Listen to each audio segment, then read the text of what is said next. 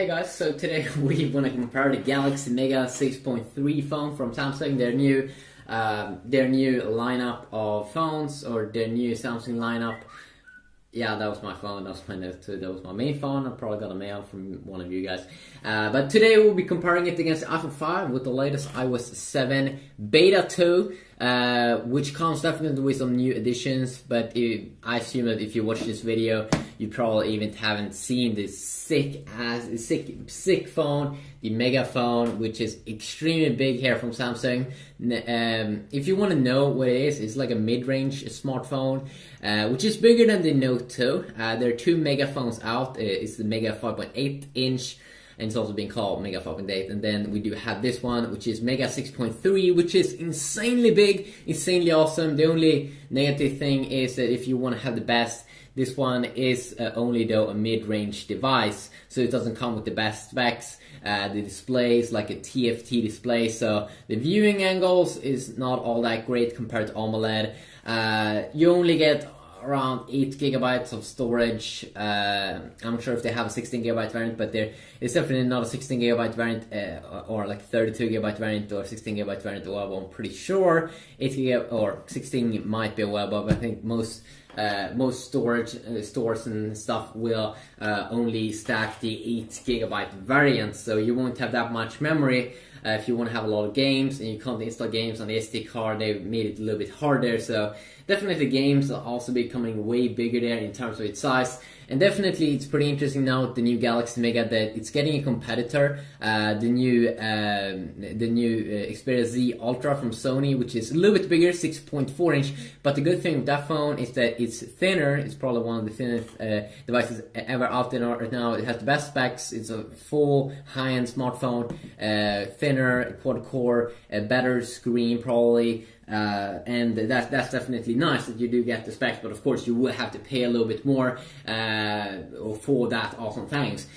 Check out here iOS 7 Beta 2, coming with some new additions over here, tweaks on the lock screen when we are playing music. I'm of course not going to play loud right now because that would be probably some copyright problems, but you can see here how it looks like a little bit edited here on the screen. You still have access, just as in iOS 6, access to the camera pretty quick there to load up with the new panorama mode, but then overall it kind of looks the same over there. You still only have of course apps here on the screen. You can't have cool epic widgets that you can have on the Mega. And if you're wondering, is the Mega too big to have? Actually, it's not too big. I can actually have it in my pocket. It's definitely a big phone, and if you don't like the Note series, this is definitely going to be big. But the cool thing is that compared to the Note 2, it kind of feels almost better because it's thinner. So the Xperia Z Ultra is going to be even more cool because when a phone gets thinner, you can have a pretty big device, because when it's thin, it feels very, very small. And now, of course, this is still a big device. Most of the times, you're probably going to use it with two hands to type and stuff. And if you want me to do, please tell me in the comment section down below if you want a specific specific videos comparing the browser and stuff between these two devices. I can definitely check that out. But as I said, one of the main things here with Android, we have cool widgets here, very cool widgets. You have Story Album, a music player, and the cool thing with some of these widgets is that you can change the size of them. And here you can definitely see how useful this could be, where you don't even have to open up an app, you just have to change page here to check out the calendar and see what's going on. Even though this is quite good integrated also in the iPhone with latest update, that you swipe down like this. You have today here and you will see the calendar here, so they bring in a great focus here on the calendar. And also one thing that's very, very nice here with iOS is of course that when you swipe up right now, you get the kind of control center. This is also available on lock screen if you want. You can also disable it, but now you get some toggles inside of the iPhone 5's iOS 7 update. It was of course in the first update as well, but you kind of get the kind of same feel here as you would get on a Samsung device, that you have this cool brightness slider. You do get some important toggles here like Wi-Fi, airplane mode, Bluetooth mode, screen rotation, but then of course you have a ton of more here. If you check out in my Samsung device, we get a ton of more, and this is what I really do like Samsung, that they have a ton of toggles. something I really want to see in the HTC phones like the HTC One. I really hope that we will see that, and that HTC will be focusing a little bit more on that as well. Also some new additions here with Beta 2. First, voice memo. So you can record voices and stuff and record that and have store that. It was available in early versions of iOS, but not the first variant. You also now in iMessage, when you do group talk, you can see pictures of the ones that you're talking with. Safari could also have some tweaks if you live in the US. I'm pretty sure I didn't see that, but some US websites were informing me about that. The FaceTime app should be a little bit darker. Overall, the phone should definitely feel snappier here. And one thing I do like with the new iOS 7 update here definitely is that when we bring up stuff like the keyboard, let's see here if I can set up my Galaxy Mega here pretty quick. The Galaxy Mega, of course, I have a ton of videos already on that. But if you want to see more videos, then definitely I will be doing that. Let's see here if we can check it out. So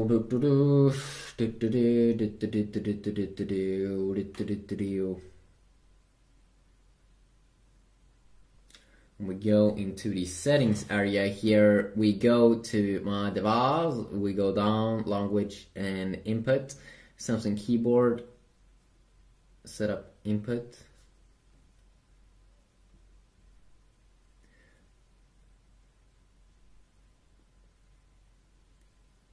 Okay, we can't check that out. I don't want to open up Google now because then you will see my history, and maybe I don't want to show you that. Maybe I don't want to show you that. Okay, there we go. So here we do have the keyboard with my Galaxy Mega, and one thing as you can see that Apple is bringing great focus here in iOS 7 is definitely that more things should be transparent. So you can see the background here. You can't see the background here; it's dark. It's dark. And then also you can see it's definitely when we swipe down like this, you can see that it's transparent here. In the Galaxy Mega, it looks a little bit more boring, a little bit more black. And also when we go into the settings here, Samsung has definitely made it better in the latest in Android 4.2 that we do get with the Galaxy Mega, the latest version of Android, and that they made tabs up here, so very easy to navigate your device. If you want to go to accounts, you just do that. They made a great update there, but still I can't help it to think that the gingerbread, or it kind of still looks like an old version of Android, or TouchWiz definitely needs to get updated, I think, here in the menus. And I think it's a super big thing, but I just think it looks very ugly here with the buttons and this black theme over here, compared to what you would get on the iPhone here, which I still think that it looks a little bit more cleaned up and stuff, but Apple's been very good at doing that. If you haven't seen iOS 7, of course, you can see that all the icons have changed. I'm not sure if they're gonna go back to more like a normal look later on. I'm really not sure about that.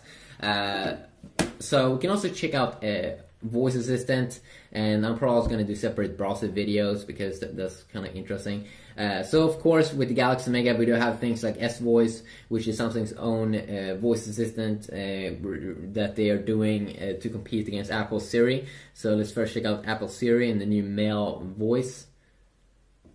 What is 2 plus 2? And you can also see the cool transparent background here. The answer is 4. And you can see it's taking advantage of Wolfram Alpha here. Also, S-Voice is doing that.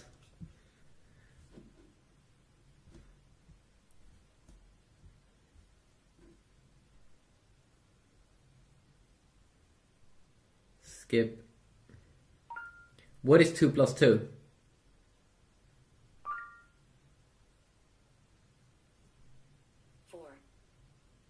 And when we tap on more here, you can see that we can see some more information. Same information actually that you would get on the iPhone, because they're both bringing out Wolfram Alpha. Now let's try to set an alarm on these, because that's usually what I use voice assistant for. Of course, if you want to be a power user, there's just so much things you can do with your phone nowadays. But set alarm at 5 p.m. Okay, it's on. So just because it's a little bit slower here with the Galaxy Mega, you can see that it was a little bit slower, and then it was bringing up information here on the Siri, or it was hearing Siri talk and things. And this one doesn't want to stop talking, or I have to disable it. All right, this is your alarm for 30. Okay, just be quiet. Okay, just in general, S Voice feels like a cheap variant of Siri, a little bit slower and stuff, but of course, in the end, it will get the work done. And then, of course, you can just use Google Now, also to use as a voice assistant with Android. Set alarm at 5 p.m.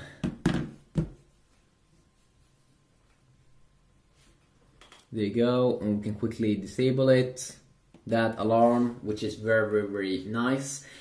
So I'll also probably go over separate things. Of course, both these phones are snappy, and definitely it's cool that you can get a mega phone that is very snappy here. If you really want a big phone, this one is pretty expensive though. But if you want that big fat ass screen and you don't want to wait for the Galaxy Note 3, it's an interesting device. I definitely would love it more with more high-end specs and an S Pen and that, but then of course it would be more expensive. And now we're really closing into the Note 3, which is going to be Samsung's next lineup of big phones, and I'm definitely probably going to pick it up.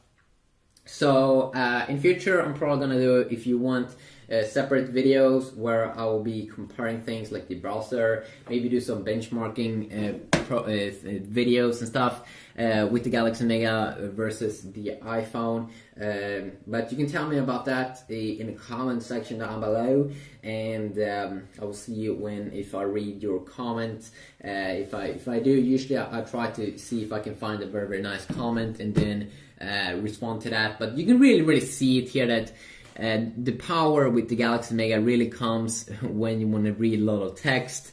It really is big, and it looks awesome, and it's great in many ways. And I want to do videos that you shows why, or the good things, the very good things with the Mega.